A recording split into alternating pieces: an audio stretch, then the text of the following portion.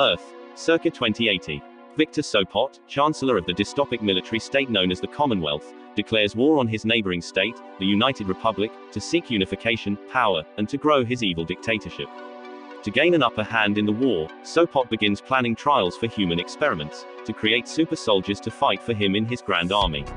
He soon sends his elite guard, the Sopot Special Forces, led by Commander Mandrel Shrike, on a top-secret mission to retrieve a nanocell, previously created on Mars by the fallen Ultor Corporation. The nanocell is soon located at a military research base, under guard from a private organization. The elite guard unit, led by Commander Mandrel Shrike, and Sergeant Alias Burke, soon attack the base, but suffer major casualties. Regardless of this, Alias storms the base and retrieves the nanocell, before being extracted by Shrike and returning to Sopot City. Sopot soon orders the construction of a secret lab beneath his statue, where volunteers from the military come to join the new experiment, simply known as the New Process. 2,000 soldiers are soon transformed into super, nano-enhanced soldiers, loyal to the evil dictator, and ready to follow his any command. However, despite their loyalty, Sopot soon begins to fear his new creations, believing they were too powerful and too smart, and would one day betray him. He orders his elite guard to hunt down and destroy them all, killing hundreds in the first few days. Eventually, only 6 remain, and in their place, Sopot orders the creation of mindless abominations, known as the Processed.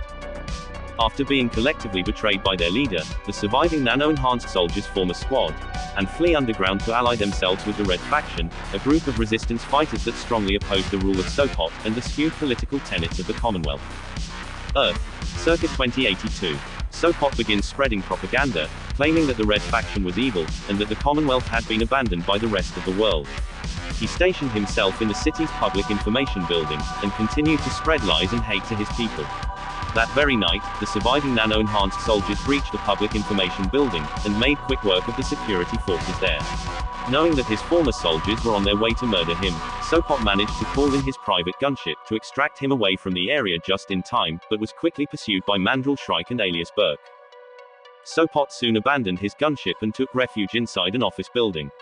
His loyal soldiers then sacrificed themselves so he could escape, whilst Alias and Shrike tried to kill everyone who was left inside the building. Sopot went into hiding after this, but continued to spread propaganda and hate to his citizens, as the Red Faction hunted him down like a rat.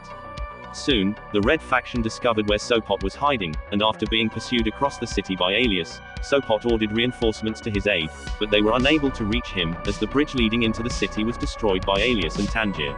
Sopot knew that his last hope was at the Citadel, a military installation that housed a number of ICBM missiles. Sopot planned to use the remaining missiles to destroy the Red Faction and the nano-enhanced soldiers. It didn't take long for the nano-enhanced squad to reach the Citadel, as they quickly crushed any resistance that Sopot threw at them. Alias and Reptor managed to pursue Sopot to the missile silo, and take out the remaining soldiers that were guarding him. Sopot knew he didn't have long, and tried quickly to input the necessary codes to launch the missile. Unfortunately for Sopot, Alias stormed into the control room and beat Sopot down to the ground, and then forced him into the missile silo at gunpoint. Sopot tried to intimidate Alias as a last resort, telling him that he created him, and he could destroy him. Sopot demanded that Alias surrendered, but it was too late.